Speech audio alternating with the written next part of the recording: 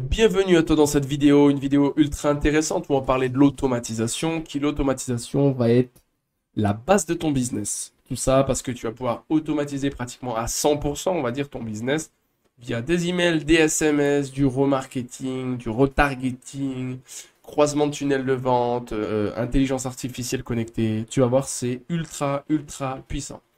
Cet outil, tu peux l'utiliser dans n'importe quel de tes sous-comptes, peu importe que tu utilises ton compte personnel ou le compte de tes clients. Tu vas pouvoir créer l'automatisation pour toi, pour faire ton propre marketing auprès de tes clients. Et tes clients vont pouvoir aussi utiliser cette automatisation pour faire leur propre email marketing. En fait, c'est très simple. Littéralement, quand tu arrives dans automation, qui veut dire automatisation, tu vas tomber sur workflow. Et quand tu tombes sur workflow, voilà ce qu'on te propose en fait. Plusieurs petits carrés avec différents types d'automatisation. Ce que je te conseille de faire, c'est pour le début de ne pas utiliser en fait ces systèmes parce qu'ils sont ultra complexes si tu ne connais pas et tu n'as jamais fait d'email marketing. Ce que je te conseille de faire, c'est que quand tu tombes en fait sur Automatization, donc on va revenir en arrière, ce sera beaucoup plus simple, c'est que tu cliques sur créer un nouveau workflow. Ok? Quand tu tombes sur créer un nouveau workflow, tu vas donc tomber sur ces carrés et tu prends le premier en haut à gauche qui s'appelle Start from Scratch. Ça veut dire commencer à partir de zéro. Et c'est ici en fait que tu vas faire ton automatisation. Alors ton automatisation, ça peut être pour la création de newsletters, ça peut être pour de l'email marketing, ça peut être pour de l'SMS marketing, etc. Dans un premier temps, tu vas pouvoir le renommer. Admettons que nous souhaitons faire on est par exemple une agence de marketing digital et que notre objectif c'est de pouvoir obtenir des prospects et de classer ces prospects d'une certaine manière où on arrive à s'organiser pour les retargeter par la suite. Ok? Donc par exemple, on va les appeler simplement prospects. Ok? On va simplement l'appeler prospect. Donc ça veut dire que tous tes prospects vont arriver dans ce tunnel de vente. Donc à partir de là, il y a plusieurs types et manières de façon de récupérer tes prospects. Ce petit encadré en haut, en fait, si tu veux, c'est de là où vont provenir tes prospects, qui viennent de tes réseaux sociaux, qui viennent, que ce soit des prospects que tu importés via un CSV, des tunnels de vente via Google, via en trafic payant, trafic organique, etc. Tu vas pouvoir les faire venir via différentes manières. Comme tu peux le voir, tu as différentes sources, donc je ne vais pas rentrer dans chacune des sources, mais en observant, en fait, tu vas comprendre comment cela fonctionne. Donc, dans un premier temps, on va dire qu'on a un prospect qui vient de rentrer depuis une page de vente, donc un formulaire. On appelle ça le formulaire Form Submitted, ça veut dire que le formulaire a été rempli, nom, prénom, email, adresse. Ou pour savoir comment créer un formulaire, tu retournes dans la page formulaire de vente, où je t'explique comment créer un formulaire. En fait, un formulaire a été soumis, a été envoyé, d'accord? Et le formulaire envoyé, en fait, ça va permettre, si tu veux, à tes prospects qui ont répondu à un formulaire depuis la création d'un tunnel de vente, il y a un formulaire qui a été mis en place. En fait, littéralement, le prospect va arriver depuis un formulaire. Tu vas sélectionner cette partie, en fait, et à partir de là, tu peux lui faire faire ce que tu veux, soit de l'email marketing. Sans sélectionner, tu vas voir, en fait, ce qu'on peut faire, c'est inimaginable, hein. On peut envoyer des emails, des SMS, tu peux faire des appels, des messages vocaux, tu peux répondre à Messenger, à Instagram, DM. Tu peux faire du Google My Business message en interaction, tu peux envoyer des avis, connecter l'intelligence artificielle, connecter WhatsApp. C'est inimaginable. En fait, tu peux vraiment tout faire. Donc, tu cliques en fait sur le petit carré quand tu es dans cette partie, je te montre. Tu viens dans le plus. Moi, ce que je te conseille de faire, c'est de faire un email pour faire, bah, par exemple, ton prospect, il arrive, tu vends un service et par exemple, pour vendre ton service, tu vas dans un premier temps offrir quelque chose et ton objectif, c'est d'offrir, par exemple, un e-book. Ok? Donc, tu vas offrir un e-book. Donc, depuis quelle personne arrive ce contact? Donc, tu vas marquer, par exemple, Anthony. Depuis quel email? Donc, ben, moi, pour le coup, j'ai marqué service@day1agency.fr. D'accord? Donc, mon adresse mail. Le sujet, ça va être bienvenue. D'accord? Donc, en gros, ça va être bienvenue pour acheter cet e-book. Et alors là, l'idée, c'est de dire, bah, bienvenue, vous avez gagner un e-book. Ok? Et là, pour le personnaliser, j'ai mis 2 B, on va mettre un O. Pour le personnaliser, en fait, tu vas faire bienvenue, le prénom de la personne. Donc, tu vas aller dans Custom Value. Et Custom Value, en fait, tu as toutes les informations. Tu as contact. Et dans contact, tu as full name, name, email, phone number. En fait, si tu veux, ça récupère les informations du formulaire de vente. Si dans ton formulaire de vente, tu as demandé le nom, prénom, alors le nom, prénom apparaîtra là. Si dans ton formulaire de vente, tu as demandé simplement l'email et le prénom, alors tu sélectionnes email et prénom. Simplement, dans GoHighLevel, à l'heure actuelle, nous sommes le 5 décembre 2023. La mise à jour de ces fonctionnalités sont en anglais pour le moment.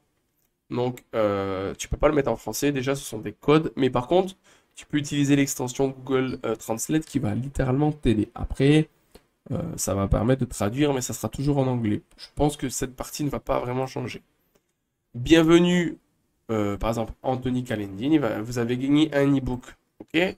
On va sélectionner. Je vais sauvegarder. Alors, comment ça se passe? Je vais publier, d'accord? Comment cela fonctionne? Le prospect, mon prospect arrive, il reçoit un email. Une fois qu'il a reçu un email, je vais le faire attendre. D'accord? Donc, tu peux marquer ici, tu peux changer, hein, tu peux marquer attendre. D'accord? Alors, des minutes, des heures, des secondes. Donc, par exemple, moi, j'ai marqué 2 minutes. Je vais le faire attendre 2 minutes. Et je vais lui envoyer un SMS. Je vais lui envoyer un SMS, ok? Dans le SMS, je peux marquer, bah, par exemple, la même chose. Bonjour, vous avez gagné un e-book. Donc, pareil, bonjour, espace, full name, vous avez gagné un e-book. Après, je peux lui faire télécharger, je peux faire, voilà. Et l'e-book, en fait, il peut le télécharger directement par mail en ajoutant une pièce jointe, add attachment, donc ajoutant un PDF. Donc ça lui permet de télécharger l'e-book après un achat, après simplement un formulaire. Là, on peut retourner dans mettre attendre. Si tu veux, en fait, tu peux vraiment tout faire. Tu peux vraiment tout faire depuis ce workflow. Je vais le faire attendre 2 minutes, je vais attendre, je vais sauvegarder. Et mon tu vois, si tu regardes bien, ça part toujours d'en haut à en bas. Ok, et je vais ajouter un tag. Alors, je crois que ça va être étiquette. Ouais, add contact tag. Je vais ajouter un tag. Un tag, ça va me permettre, si tu veux, d'organiser mes prospects. Donc, moi, je vais ajouter, par exemple, un tag et je vais simplement le marquer en tant que prospect. Je ne vais pas le mettre en tant qu'acheteur parce que pour le moment, c'est qu'un prospect. Le tag va être ajouté. Ça veut dire qu'en fait, mon contact, depuis un formulaire, il va rentrer, il va recevoir un mail, il va attendre 2 minutes, il va recevoir un SMS, il va attendre et il va recevoir son tag. Ou alors le tag, il peut le recevoir dès le début. Son tag, en fait, il va s'appeler prospect. Et moi, quand je retourne dans mes contacts, par la suite, je vais actualiser la page, comme ça je te montre comment ça marche. Quand je vais retourner dans mes contacts, ça va me permettre en fait de filtrer mes contacts via les tags. C'est-à-dire que j'ai les acheteurs, les prospects, les non-acheteurs, les prospects froids, etc., etc. Donc admettons qu'au bout d'un moment, il prend une action, il achète, d'accord? Et bien ce que je peux faire, je peux supprimer le tag, remove tag. Et je choisis le tag que je veux supprimer. Donc le tag qu'on lui a mis ou ses prospects, ben, je décide de supprimer le tag. Tout simplement parce qu'il a pris une action qui est l'achat. D'accord? Donc là, ce que je fais, en fait, il prend une action achat, je supprime le tag. Ok? Je supprime le tag directement. Je peux envoyer des messages, je peux l'appeler directement avec le numéro qu'on a intégré où je t'ai montré dans la partie numéro de téléphone. Si je te montre tous les outils, franchement, il faudrait que je fasse une vidéo de 5 heures. Mais tu as compris le principe. Après, dans tous les cas, je te laisse mon adresse mail, mes coordonnées. Si tu as la moindre question sur quoi que ce soit, surtout n'hésite pas à m'envoyer un mail ou un message sur WhatsApp. Ça sera beaucoup plus facile ou directement dans le Discord. Tu peux ajouter des mathématiques, faire des opérations. Tu peux le supprimer de ce workflow. On appelle ça un workflow et l'ajouter dans un autre workflow. Tu peux connecter ChatGPT. Donc, si je connecte ChatGPT, bon, ça va me coûter. Si je mets ajouter Enable Now, va falloir que je paye. Tu vois, en gros, ça va me coûter 0,03 centimes de dollars par exécution par message. D'accord? Ça veut dire que à la fin, ça peut faire très très cher. Mais voilà, au moins, tu sais comment cela fonctionne. L'intelligence artificielle va te permettre d'avoir des messages. Le if and else que j'utilise énormément. En gros, tu récupères le contact de la personne. Par exemple, on va marquer le contact nom prénom, is empty, selection. En gros, c'est très simple. On a mis une condition. Si ce contact, quand il arrive dans le workflow, il remplit une condition qui est la condition qu'il n'a pas fait d'achat, alors il va aller dans la partie non-achat. Et à partir de là, on peut continuer de lui envoyer des emails. D'accord? Je vais continuer à lui envoyer des emails. Par exemple, on va faire un test à @gmail.com. Sujet A. C'est juste pour un test, ok? Et là, je mets test. Tac, tac, tac. Enregistrer. En fait, si tu veux, j'ai mis une condition. Ça veut dire que l'objectif, c'est de faire un achat à mon prospect. Admettons pour cet exemple. Mon prospect, il arrive, il passe depuis un flux. Et on lui ajoute un tag. On peut lui supprimer un tag. Donc, ça n'a aucune correspondance, les deux en même temps. C'est vraiment pour te montrer. Pour supprimer, tu viens simplement ici. Delete action. Tu supprimes l'action, ok? En gros, tant qu'il n'a pas répondu à positif, c'est-à-dire tant qu'il n'a pas fait d'achat depuis un autre formulaire, alors il partira toujours dans cette séquence d'email. Du moment où mon prospect fait un achat, tac, il part dans cette branche, et dans cette branche, tu lui fais faire ce que tu veux. Par exemple, tu peux l'ajouter fin du contact, tu peux l'ajouter depuis un workflow, tu peux le transvaser, tu vois, tu peux add workflow, tu sélectionnes un workflow. Un workflow, c'est une séquence, et tu l'ajoutes dans un autre workflow. En gros, il fait un achat, il n'a plus besoin d'être retargeté, par exemple, dans cette partie. Hop, il passe dans un nouveau workflow, où dans ce workflow, c'est le workflow des achats. Donc, il ne va plus recevoir d'emails en temps de retargeting, parce que ça va le saouler. Et ça va lui permettre d'avoir les emails après son achat. Donc, quelque chose qui est ultra, ultra puissant. Tu peux faire, ce qui est énorme, c'est que tu peux tout faire, en fait. Hein. Tu peux littéralement faire du Google My Business.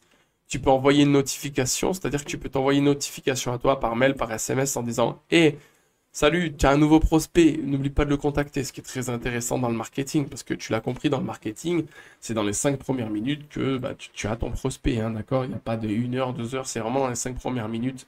Il ne faut pas louper ton prospect. Tu peux connecter ton Google Analytics, ton Facebook. En fait, tu peux vraiment monter une multinationale simplement avec ce système de workflow qui est ultra, ultra puissant. Ok? Voilà un petit peu pour cette vidéo. J'espère qu'elle t'a bien aidé, qu'elle te plaît. Et surtout, n'hésite pas à me contacter si tu as si tu as la moindre question. Pardon, je mélange anglais et français. N'hésite pas, tu as mes contacts, mes informations. Voilà pour cette vidéo. On passe au module suivant.